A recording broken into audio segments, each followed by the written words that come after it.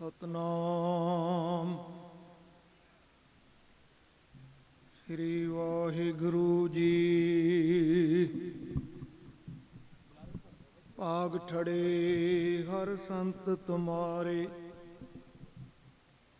ਜਿਨ ਘਰ ਤਨ ਹਰ ਨਾਮਾ। ਪ੍ਰਵਾਨ ਗਣੀ ਸੇਈਏ ਆਏ, ਸਫਲ ਤਿਨਾ ਕੇ ਕਾਮਾ। ਮੇਰੇ RAM ਹਰ ਜਨ ਕੈ ਹਉ ਬਲ ਜਾਈ, ਕੇਸਾਂ ਕਉ ਕਰ ਚਬਰ ਟਲਾਵਾਂ, ਚਰਨ ਧੂੜ ਮੁਖ ਲਾਈ। ਜਨਮ ਮਰਨ ਦੋਹੂ ਮੈਂ ਨਾਹੀ, ਜਨ ਪਰ ਉਪਕਾਰੀ ਆਏ। ਜੀ ਦਾਨ ਦੇ ਭਗਤੀ ਲਾਇਨ, ਹਰ ਸਿਉ ਲੈਣ ਮਿਲਾਏ। ਸੱਚਾ ਅਮਰ ਸੱਚੀ ਪਾਤਸ਼ਾਹੀ, ਸੱਚੇ ਸੇਤੀ ਰਾਤੇ। ਸੱਚਾ ਸੁਖ ਸੱਚੀ ਵਡਿਆਈ, ਜਿਸ ਕੇ ਸੇ ਤਿਨ ਜਾਤੇ। ਅੱਖਾਂ ਫੇਰੀ ਪਾਣੀ ਢੋਵਾ, ਹਰ ਜਨ ਕੈ ਪੀਸਣ ਪੀਸ ਕਮਾਵਾ। ਨਾਨਕ ਕੀ ਪ੍ਰਭ ਪਾਸ ਬੇਨੰਤੀ, ਤੇਰੇ ਜਨ ਦੇਖਣ ਪਾਵਾਂ।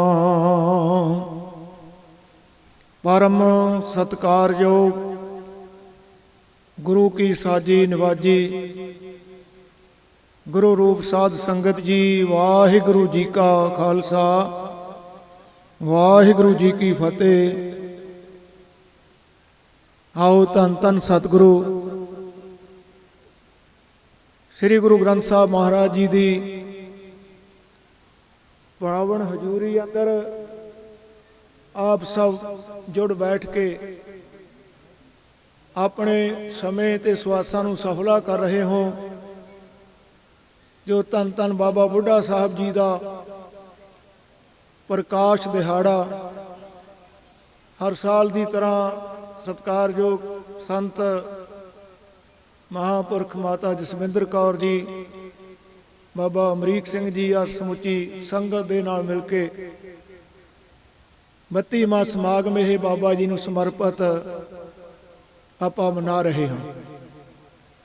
ਅੱਜ ਤੋਂ 15 ਸਾਲ ਪਹਿਲਾਂ 2006 ਦੇ ਵਿੱਚ ਬਾਬਾ ਜੀ ਦਾ 500 ਸਾਲਾ ਪ੍ਰਕਾਸ਼ ਪੁਰਬ ਵੀ ਆਪਾਂ ਇਸ ਜਗ੍ਹਾ ਤੇ ਮਨਾਇਆ ਸੀ।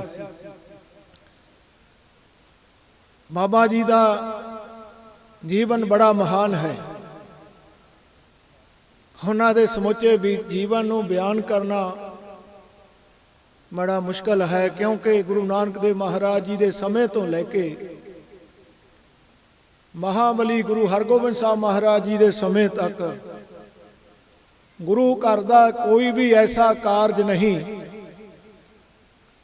ਜਿਹਦੇ ਵਿੱਚ ਬਾਬਾ ਬੁੱਢਾ ਸਾਹਿਬ ਜੀ ਦੀ ਸ਼ਮੂਲੀਅਤ ਨਾ ਹੋਵੇ, ਬਲਕਿ ਹਰ ਕਾਰਜ ਦੇ ਵਿੱਚ ਜੋ ਵੀ ਗੁਰੂ ਘਰ ਦੇ ਵਿੱਚ ਕਾਰਜ ਕੀਤਾ ਜਾਂਦਾ ਤਾਂ ਬਾਬਾ ਬੁੱਢਾ ਸਾਹਿਬ ਜੀ ਦੀ ਸਲਾਹ ਲਈ ਜਾਂਦੀ ਸੀ, ਉਹਨਾਂ ਨੂੰ ਪੁੱਛਿਆ ਜਾਂਦਾ ਸੀ।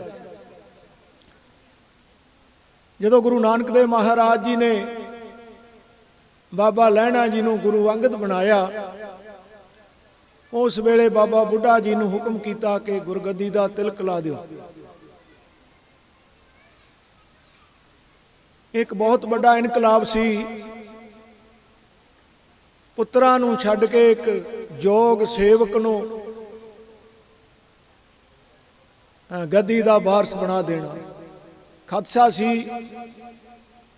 ਭਾਵੇਂ ਗੁਰੂ ਨਾਨਕ ਦੇਵ ਮਹਾਰਾਜ ਜੀ ਦੇ ਸੁਪੁੱਤਰ ਤਾਂ ਬੜੇ ਕਰਨੀ ਕਮਾਈ ਵਾਲੇ ਸਨ, ਬਾਬਾ ਸ੍ਰੀ ਚੰਦਰ ਜੀ ਕੋਈ ਛੋਟੀ ਮੋਟੀ ਹਸਤੀ ਨਹੀਂ ਸਨ, ਪਰ ਕੁਝ ਉੱਥੇ ਸਾਡੇ ਵਰਗੇ ਰੌਲਾ ਪਵਾਉਣ ਵਾਲੇ ਵੀ ਹੋਣਗੇ।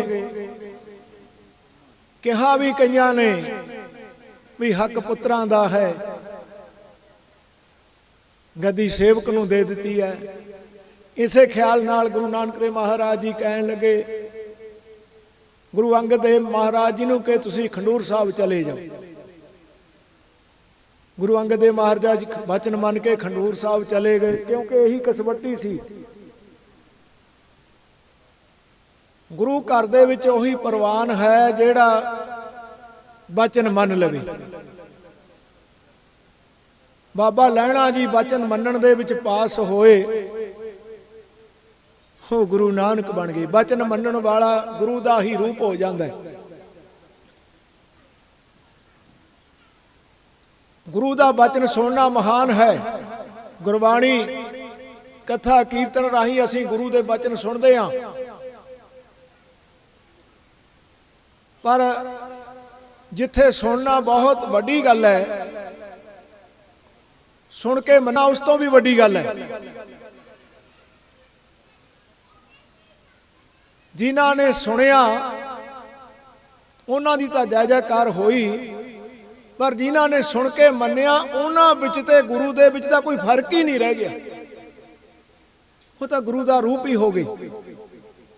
ਗੁਰੂ ਨਾਨਕ ਨੇ ਬਚਨ ਮੰਨਣ ਵਾਲੇ ਨੂੰ ਆਪਣੀ ਥਾਂ ਬਹਾ ਦਿੱਤਾ। ਸਤਿਗੁਰੂ ਨਾਨਕ ਦੇਵ ਮਹਾਰਾਜ ਜੀ ਜੋਤੀ ਜੋਤ ਸਮਾ ਗਏ। ਗੁਰੂ ਅੰਗਦ ਦੇਵ ਮਹਾਰਾਜ ਜੀ ਇਤਨੇ ਬਰਾਗ ਵਿੱਚ ਆਏ। ਉਹਨਾਂ ਨੇ ਖੰਡੂਰ ਸਾਹਿਬ ਜਾ ਕੇ ਇੱਕ ਕਮਰੇ ਵਿੱਚ ਬੈਠ ਕੇ ਅੰਦਰੋਂ ਬੰਦ ਕਰ ਲਿਆ। ਮਾਤਾ ਭਰਾਈ ਨੂੰ ਕਿਹਾ ਕਿ ਕਮਰੇ ਨੂੰ ਗਾਰੇ ਨਾਲ ਲਿਪ ਦਿਓ, ਉੱਪਰੋਂ ਗੇਟ ਨੂੰ, ਕਿਸੇ ਨੂੰ ਪਤਾ ਲੱਗ ਜਾਏ ਕਿ ਅੰਦਰ ਕੋਈ ਬੈਠਾ ਹੈ। ਇਧਰੋਂ ਸੰਗਤਾਂ ਬੜੀਆਂ ਉਤਾਵਲੀਆਂ ਸਨ। ਇਹ ਗੁਰੂ ਨਾਨਕ ਦੇਵ ਮਹਾਰਾਜ ਜੀ ਗੁਰਤਾ ਗੱਦੀ ਦੇ ਕੇ ਗਏ ਨੇ, ਉਹ ਗੁਰੂ ਸਾਹਿਬ ਹੈਣ ਕਿੱਥੇ? ਉਹਨਾਂ ਦੇ ਦਰਸ਼ਨ ਕਿੱਥੇ ਕਰੀਏ, ਕਿਤੇ ਪਤਾ ਨਾ ਲੱਗੇ। ਫਿਰ ਉਹ ਬਾਬਾ ਬੁੱਢਾ ਜੀ ਸਾਹਿਬ ਕੋਲ ਸੰਗਤਾਂ ਆਈਆਂ, ਬਾਬਾ ਜੀ ਤੁਸੀਂ ਲੱਭ ਸਕਦੇ ਹੋ ਗੁਰੂ ਜੀ ਕਿੱਥੇ ਨੇ? ਬਾਬਾ ਬੁੱਢਾ ਸਾਹਿਬ ਜੀ ਸੰਗਤਾਂ ਸਮੇਤ ਖੰਡੂਰ ਸਾਹਿਬ ਆਏ। ਭਾਲ ਕੀਤੀ, ਮਾਤਾ ਭਰਾਈ ਨੂੰ ਪੁੱਛਿਆ ਇਹ ਗੁਰੂ ਸਾਹਿਬ ਇੱਥੇ ਹੈ ਨਾ? ਕਿਉਂਕਿ ਗੁਰੂ ਸਾਹਿਬ ਨੇ ਰੋਕਿਆ ਹੋਇਆ ਸੀ ਕਿ ਦੱਸਣਾ ਨਹੀਂ। ਹੁਣ ਮਾਤਾ ਭਰਾਈ ਨੇ ਨਾ ਤਾਂ ਇਹ ਕਿਹਾ ਵੀ ਇੱਥੇ ਹੈ ਨਹੀਂ, ਝੂਠ ਵੀ ਨਹੀਂ ਸੀ ਬੋਲ ਸਕਦੀ, ਇਹ ਬਚਨ ਸੀ ਵੀ ਦੱਸਣਾ ਨਹੀਂ। ਮਾਤਾ ਭਰਾਈ ਚੁੱਪ ਕਰ ਗਈ, ਕੋਈ ਉੱਤਰ ਨਾ ਦਿੱਤਾ। ਬਾਬਾ ਬੁੱਢਾ ਜੀ ਸਮਝ ਗਏ ਕਿ ਗੁਰੂ ਸਾਹਿਬ ਇੱਥੇ ਹੀ ਨੇ। ਦੇਖਿਆ ਕਿ ਆ ਕਮਰਾ, ਇਹਦਾ ਗੇਟ ਜਿਹੜਾ ਗਾਰੇ ਨਾਲ ਲਿਪਿਆ ਹੋਇਆ, ਇਹ ਲਾ ਦਿਓ, ਬੂਹਾ ਖੋਲ ਦਿਓ। ਬੂਹਾ ਖੋਲਿਆ, ਅੰਦਰ ਗੁਰੂ ਅੰਗਦ ਦੇਵ ਮਹਾਰਾਜ ਜੀ ਬੈਠੇ ਸਨ। ਬਾਬਾ ਬੁੱਢਾ ਜੀ ਕਹਿਣ ਲੱਗੇ ਮਹਾਰਾਜ ਪ੍ਰਗਟ ਹੋਵੋ, ਸੰਗਤਾਂ ਨੂੰ ਦਰਸ਼ਨ ਦਿਓ, ਸੰਗਤਾਂ ਬੜੀਆਂ ਉਤਾਵਲੀਆਂ ਨੇ, ਹੁਣ ਤੁਸੀਂ ਸੰਗਤ ਨੂੰ ਸੰਭਾਲੋ। ਇਸ ਤਰ੍ਹਾਂ ਬਾਬਾ ਬੁੱਢਾ ਜੀ ਨੇ ਗੁਰੂ ਅੰਗਦ ਦੇਵ ਮਹਾਰਾਜ ਜੀ ਨੂੰ ਪ੍ਰਗਟ ਕੀਤਾ। ਉਹੀ ਕਰਤਾਰਪੁਰ ਸਾਹਿਬ ਵਾਲੀ ਮਰਜ਼ਾਦਾ ਸੰਗਤ ਔਰ ਪੰਗਤ ਦੀ ਇੱਥੇ ਖੰਡੂਰ ਸਾਹਿਬ ਦੇ ਵਿੱਚ ਚਲਾਈ। ਸਾਧ ਸੰਗਤ ਦੂਸਰੀ ਵਾਰ ਫਿਰ ਐਸਾ ਮੌਕਾ ਆਇਆ ਜਦੋਂ ਗੁਰੂ ਅੰਗਦ ਦੇਵ ਮਹਾਰਾਜ ਜੀ ਗੁਰਤਾ ਗੱਦੀ ਗੁਰੂ ਅਮਰਦਾਸ ਮਹਾਰਾਜ ਜੀ ਨੂੰ ਦੇ ਕੇ ਸੱਚਖੰਡ ਨੂੰ ਚਲੇ ਗਏ। ਉੱਥੇ ਵੀ ਇਹੀ ਮਸਲਾ ਸੀ ਕਿ ਦਾਤੂ ਤੇ ਦਾਸੂ ਜੀ ਕਿਤੇ ਝਗੜਾ ਨਾ ਕਰਨ। ਇਹ ਉਹਨਾਂ ਨੂੰ ਨਵੇਂ ਵਸਾਏ ਨਗਰ ਗੋਇੰਦਵਾਲ ਸਾਹਿਬ ਵਿਖੇ ਭੇਜ ਦਿੱਤਾ। ਗੁਰੂ ਅਮਰਦਾਸ ਮਹਾਰਾਜ ਜੀ ਜਦ ਗੋਇੰਦਵਾਲ ਆ ਕੇ ਜੋਤ ਜਗਾਈ,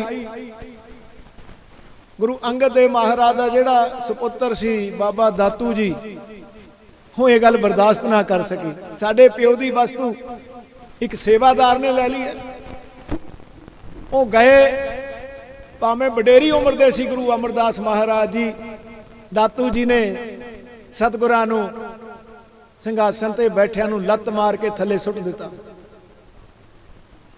ਗੁਰੂ ਅਮਰਦਾਸ ਮਹਾਰਾਜ ਜੀ ਇੰਨੇ ਨਿਮਰਤਾ ਦੇ ਪੁੰਜ ਸਨ, ਉਹ ਉੱਠੇ ਸੰਭਲ ਕੇ ਦਾਤੂ ਦੇ ਪੈਰ ਘੁੱਟਣ ਲੱਗ ਪਏ। ਕਹਿੰਦੇ ਤੂੰ ਮੇਰੇ ਗੁਰੂ ਦਾ ਸਾਹਿਬਜ਼ਾਦਾ ਹੈ, ਮੇਰਾ ਸਰੀਰ ਬਿਰਧ ਹੈ, ਤੇਰੇ ਪੈਰ ਬੜੇ ਕੋਮਲ ਨੇ, ਮੇਰੇ ਹੱਡਾਂ ਨਾਲ ਤੇਰੇ ਪੈਰ ਵੱਜ ਕੇ ਤੇਰੇ ਸੱਟ ਲੱਗੀ ਹੋਊ, ਤੈਨੂੰ ਤਕਲੀਫ ਹੋਈ ਹੋਵੇਗੀ। ਇੰਨੀ ਨਿਮਰਤਾ ਦਿਖਾਈ। ਖੈਰ ਦਾਤੂ ਜੀ ਕਹਿਣ ਲੱਗੇ ਤੂੰ ਮੰਜੀ ਤੇ ਬੈਠ ਗਿਆ, ਹੱਕ ਸਾਡਾ ਸੀ, ਚਲਾ ਜਾ ਇੱਥੋਂ ਗੋਇੰਦਵਾਲ ਸਾਹਿਬ ਤੋਂ। ਗੁਰੂ ਅਮਰਦਾਸ ਮਹਾਰਾਜ ਜੀ ਉੱਥੋਂ ਚੁੱਪ ਕਰਕੇ ਸਭ ਕੁਝ ਉੱਥੇ ਹੀ ਛੱਡ ਕੇ ਚਲੇ ਗਏ। ਬਾਸਰ ਕੇ ਨਗਰ ਚਲੇ ਗਏ। ਇੱਕ ਬਾਹਰ ਕੋਠਾ ਸੀ ਖੇਤ ਦੇ ਵਿੱਚ, ਉਹ ਕੋਠੇ ਦੇ ਵਿੱਚ ਜਾ ਕੇ ਬੈਠ ਗਏ। ਬੂਹੇ ਤੇ ਲਿਖ ਦਿੱਤਾ, ਜਿਹੜਾ ਬੂਹਾ ਖੋਲੇਗਾ ਉਹ ਮੇਰਾ ਸਿੱਖ ਨਹੀਂ। ਇਹ ਲੈ ਕੇ ਅੰਦਰ ਬੈਠ ਗਏ। ਸੰਗਤ ਫੇਰ ਉਤਾਵਲੀਆਂ ਹੋਈਆਂ। ਇੱਧਰ ਦਾਤੂ ਜੀ ਨੇ ਜਦੋਂ ਗੱਦੀ ਤੇ ਬੈਠ ਗਿਆ, ਕੋਈ ਉਹਨੂੰ ਮੱਥਾ ਟੇਕਣੀ ਨਾ ਆਇਆ। ਇੱਕ ਦੋ ਦਿਨ ਡੀਕਦਾ ਰਿਹਾ। ਫਿਰ ਜਿਹੜਾ ਗੁਰੂ ਘਰ ਦਾ ਸਮਾਨ ਸੀ ਉਹ ਲੈ ਕੇ, ਔਰ ਗੁਰੂ ਅਮਰਦਾਸ ਮਹਾਰਾਜ ਦੀ ਘੋੜੀ ਲੈ ਕੇ ਜਦੋਂ ਵਾਪਸ ਖੰਡੂਰ ਸਾਹਿਬ ਆਉਣ ਲੱਗਿਆ, ਰਸਤੇ ਵਿੱਚ ਉਹਦਾ ਸਮਾਨ ਲੁੱਟ ਲਿਆ ਚੋਰਾਂ ਨੇ। ਘੋੜੀ ਨੇ ਡੇਗ ਦਿੱਤਾ, ਲੱਤ ਟੁੱਟ ਗਈ। ਸਾਰੀ ਜ਼ਿੰਦਗੀ ਇਸੇ ਦੁੱਖ ਨੂੰ ਭੋਗਦਾ ਰਿਹਾ। ਸੰਗਤਾਂ ਨੇ ਫਿਰ ਬਾਬਾ ਬੁੱਢਾ ਸਾਹਿਬ ਜੀ ਨੂੰ ਬੇਨਤੀ ਕੀਤੀ, ਮਹਾਰਾਜ ਤੁਸੀਂ ਲੱਭੋ, ਤੁਸੀਂ ਦੱਸ ਸਕਦੇ ਹੋ ਗੁਰੂ ਨਾਨਕ ਦੇ ਸਰੂਪ ਕਿੱਥੇ ਹਨ। ਉਸ ਵੇਲੇ ਬਾਬਾ ਬੁੱਢਾ ਸਾਹਿਬ ਜੀ ਨੇ ਕਿਹਾ, ਗੁਰੂ ਸਾਹਿਬ ਦੀ ਘੋੜੀ ਤੇ ਕਾਠੀ ਪਾ ਦਿਓ। ਘੋੜੀ ਸ਼ਿੰਗਾਰੀ, ਕਾਠੀ ਪਾ ਦਿੱਤੀ, ਔਰ ਕਹਿ ਦਿੱਤਾ ਖੁੱਲੀ ਛੱਡ ਦਿਓ, ਘੋੜੀ ਨੂੰ ਆਪੇ ਲੱਭ ਲਵੇਗੀ ਗੁਰੂ ਸਾਹਿਬ ਨੂੰ। ਅੱਗੇ ਘੋੜੀ, ਪਿੱਛੇ ਬਾਬਾ ਬੁੱਢਾ ਸਾਹਿਬ ਜੀ, ਉਹਨਾਂ ਦੇ ਪਿੱਛੇ ਪਿੱਛੇ ਸੰਗਤ ਬਾਸਰ ਕੇ ਨਗਰ ਪਹੁੰਚ ਗਈ। ਜਿਸ ਕੋਠੇ ਵਿੱਚ ਸਤਿਗੁਰੂ ਬੈਠੇ ਸਨ, ਉੱਥੇ ਜਾ ਕੇ ਘੋੜੀ ਖਲੋ ਗਈ। ਬਾਬਾ ਬੁੱਢਾ ਸਾਹਿਬ ਜੀ ਕਹਿਣ ਲੱਗੇ, ਸਤਿਗੁਰੂ ਇਸ ਕੋਠੇ ਵਿੱਚ ਨੇ, ਪਰ ਦੇਖਿਆ ਗੇਟ ਤੇ ਲਿਖਿਆ ਹੋਇਆ ਸੀ, ਜੋ ਬੂਹਾ ਖੋਲੇਗਾ ਮੇਰਾ ਸਿੱਖ ਨਹੀਂ। ਸਾਰੀ ਸੰਗਤ ਠੰਡੰਬਰ ਗਈ। ਹੁਣ ਕੀ ਕੀਤਾ ਜਾਵੇ? ਗੁਰੂ ਜੀ ਤਾਂ ਲੱਭ ਗਏ, ਪਰ ਬੂਹਾ ਖੋਲਣ ਦਾ ਹੁਕਮ ਨਹੀਂ। ਜੋ ਖੋਲੇਗਾ ਸਿੱਖੀ ਤੋਂ ਖਾਰਜ ਹੋ ਜਾਏਗਾ। ਉੱਥੇ ਵੀ ਜੁਗਤੀ ਬਾਬਾ ਬੁੱਢਾ ਸਿੰਘ ਜੀ ਬਾਦ ਸਾਹਿਬ ਜੀ ਨੇ ਵਰਤੀ। ਬਾਬਾ ਜੀ ਨੇ ਕੰਧ ਨੂੰ ਪਿਛਲੇ ਪਾਸਿਓਂ ਉਹ ਕੋਠੇ ਨੂੰ ਸੰਨ ਮਾਰ ਲਈ। ਸੰਨ ਮਾਰ ਕੇ ਉਹਦੇ ਵਿੱਚੋਂ ਦੀ ਲੰਘੇ। ਅੰਦਰ ਜਾ ਕੇ ਗੁਰੂ ਅਮਰਦਾਸ ਮਹਾਰਾਜ ਜੀ ਨੂੰ ਨਮਸਕਾਰ ਕੀਤੀ। ਗੁਰੂ ਅਮਰਦਾਸ ਮਹਾਰਾਜ ਕਹਿਣ ਲੱਗੇ, ਬਾਬਾ ਜੀ ਤੁਸੀਂ ਗੇਟ ਤੇ ਲਿਖਿਆ ਨਹੀਂ ਪੜਿਆ? ਉਹ ਕਹਿਣ ਲੱਗੇ, ਮਹਾਰਾਜ ਪੜਿਆ ਹੈ, ਇਸੇ ਕਰਕੇ ਤੁਹਾਡਾ ਬਚਨ ਵੀ ਮੰਨਿਆ, ਅਸੀਂ ਬੂਹਾ ਨਹੀਂ ਖੋਲਿਆ। ਮੈਂ ਆ ਕੰਧ ਦੇ ਵਿੱਚ ਪਾੜ ਲਾ ਕੇ ਸੰਨ ਦੇ ਵਿੱਚੋਂ ਦੀ ਆਇਆ ਹਾਂ। ਗੁਰੂ ਅਮਰਦਾਸ ਮਹਾਰਾਜ ਜੀ ਨੂੰ ਪ੍ਰਗਟ ਕੀਤਾ। ਸਤਿਗੁਰੂ ਬੜੇ ਪ੍ਰਸੰਨ ਹੋਏ, ਬਚਨ ਕਰ ਦਿੱਤਾ, ਬਾਬਾ ਬੁੱਢਾ ਜੀ ਜਿਹੜਾ ਇਹ ਸੰਨਤ ਹੈ ਸਾਡੇ ਤੱਕ ਪਹੁੰਚਣ ਵਾਸਤੇ ਲਾਇਆ, ਜਿਹੜਾ ਵੀ ਦੁਨੀਆ ਦਾ ਬੰਦਾ ਇਹ ਸੰਨ ਵਿੱਚ ਦੀ ਲੰਘ ਜਾਏਗਾ, ਉਹਦੀ 84 ਕੱਟੀ ਜਾਵੇਗੀ। ਸੰਗਤਾਂ ਜਦੋਂ ਦਰਬਾਰ ਸਾਹਿਬ ਦਰਸ਼ਨ ਕਰਨ ਜਾਂਦੀਆਂ ਨੇ, ਸੰਨ ਸਾਹਿਬ ਵੀ ਪਹੁੰਚਦੀਆਂ ਨੇ। ਅੱਜ ਵੀ ਉੱਥੇ ਬੜਾ ਆਲੀਸ਼ਾਨ ਗੁਰਦੁਆਰਾ ਸਾਹਿਬ ਬਣਿਆ ਹੋਇਆ ਹੈ ਤੇ ਉਹ ਸੰਨ ਵੀ ਮੌਜੂਦ ਹੈ। ਅੱਜ ਵੀ ਸੰਗਤਾਂ ਉਸ ਮੋਹਰੀ ਵਿੱਚ ਦੀ ਲੰਘ ਕੇ ਹਾਜ਼ਰੀ ਲਵਾਉਂਦੀਆਂ ਨੇ। ਸੋ ਇਸ ਤਰ੍ਹਾਂ ਬਾਬਾ ਬੁੱਢਾ ਸਾਹਿਬ ਜੀ ਸਾਧ ਸੰਗਤ ਇੱਕੋ ਇੱਕ ਗੁਰੂ ਘਰ ਦੇ ਵਿੱਚ, ਗੁਰੂ ਸਾਹਿਬ ਤੋਂ ਦੂਜਾ ਨੰਬਰ ਬਾਬਾ ਬੁੱਢਾ ਸਾਹਿਬ ਜੀ ਦਾ ਆਉਂਦਾ ਹੈ। ਇੰਨੀ ਸਤਿਕਾਰ ਹਸਤੀ ਹੋਏ ਨੇ, ਔਰ ਜਿਨ੍ਹਾਂ ਦਾ ਹਰ ਸਾਲ ਸਤਿਕਾਰਯੋਗ ਮਾਤਾ ਜੀ ਬਾਬਾ ਅਮਰੀਕ ਸਿੰਘ ਜੀ ਗੁਰਪੁਰਬ ਪ੍ਰਕਾਸ਼ ਪੁਰਬ ਮਨਾਉਂਦੇ ਹਨ। ਕਿਉਂਕਿ ਮਹਾਪੁਰਸ਼ ਜਨਮ ਮਰਨ ਦੇ ਵਿੱਚ ਨਹੀਂ ਆਉਂਦੇ, ਇਸੇ ਕਰਕੇ ਆਪਾਂ ਸ਼ਬਦ ਪ੍ਰਕਾਸ਼ ਪੁਰਬ ਵਰਤਦੇ ਹਾਂ। ਜਨਮ ਮਰਨ ਦੋਹੂ ਮੈਂ ਨਾਹੀ, ਜਨ ਪਰਉਪਕਾਰੀ ਆਈ। ਸਾਰਾ ਜੀਵਨ ਬਾਬਾ ਜੀ ਦਾ ਇਤਿਹਾਸ ਪੜ੍ਹੀਏ, ਪਰਉਪਕਾਰ ਦੇ ਵਿੱਚ ਹੀ ਬਤੀਤ ਹੋਇਆ। ਔਰ ਆ ਜਿਹੜਾ ਬਾਬਾ ਬੁੱਢਾ ਸਾਹਿਬ ਜੀ ਦਾ ਸਥਾਨ ਬਣਿਆ, ਜਿੱਥੇ ਆਪਾਂ ਦਰਸ਼ਨ ਕਰ ਰਹੇ ਹਾਂ, ਇੱਥੇ ਵੀ ਬਹੁਤ ਵਾਰੀ ਦਰਸ਼ਨ ਕਰਨ ਦਾ ਮੌਕਾ ਮਿਲਿਆ। ਹੁਣ ਮੈਂ 15 ਸਾਲ ਤੋਂ ਆ ਨਹੀਂ ਸਕਿਆ, ਸ਼ਤਾਬਦੀ ਵੇਲੇ ਆਇਆ ਸੀ, ਉਸ ਤੋਂ ਬਾਅਦ ਨਹੀਂ ਆ ਸਕਿਆ। ਇੱਥੇ ਵੀ ਉਹੀ ਪਰੰਪਰਾ, ਬੜੇ ਪਰਉਪਕਾਰੀ ਕਾਰਜ ਹੁੰਦੇ ਨੇ, ਆਪਾਂ ਦੇਖਦੇ ਹਾਂ ਸਾਰੇ। ਇੱਥੇ ਲੰਗਰ ਵੀ ਚੱਲਦਾ ਹੈ, ਗੁਰਬਾਣੀ ਦੇ ਪ੍ਰਵਾਹ ਚੱਲਦੇ ਨੇ, ਔਰ ਸਭ ਤੋਂ ਵੱਡੀ ਗੱਲ ਇੱਥੇ ਗੁਰਬਾਣੀ ਦਾ ਪਾਠ ਤੇ ਕੀਰਤਨ ਵੀ ਸਿਖਾਇਆ ਜਾਂਦਾ ਹੈ, ਗੁਰਮਤਿ ਨਾਲ ਜੋੜਿਆ ਜਾਂਦਾ ਹੈ। ਇਹੀ ਸਭ ਤੋਂ ਵੱਡਾ ਕੰਮ ਹੈ, ਕਿਸੇ ਵਿਅਕਤੀ ਨੂੰ ਗੁਰੂ ਦੇ ਨਾਲ, ਬਾਣੀ ਦੇ ਨਾਲ ਜੋੜ ਦੇਣਾ। ਇਹ ਉਹ ਸਥਾਨ ਹੈ ਜਿੱਥੇ ਕੋਈ ਪਖੰਡ ਵਹਿਮ ਭਰਮ ਨਹੀਂ ਕੀਤਾ ਜਾਂਦਾ।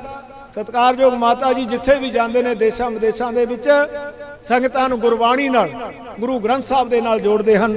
ਇਹੀ ਸਭ ਤੋਂ ਵੱਡਾ ਪਰਉਪਕਾਰ ਹੈ। ਸੋ ਇਸ ਕਰਕੇ ਆਓ, ਇੰਨੀਆਂ ਹੀ ਬੇਨਤੀਆਂ ਪ੍ਰਵਾਨ ਕਰਨੀਆਂ ਹੋਈਆਂ, ਭੁੱਲਾਂ ਦੀ ਸੰਗਤ ਨੇ ਖਿਮਾ ਬਖਸ਼ਣੀ।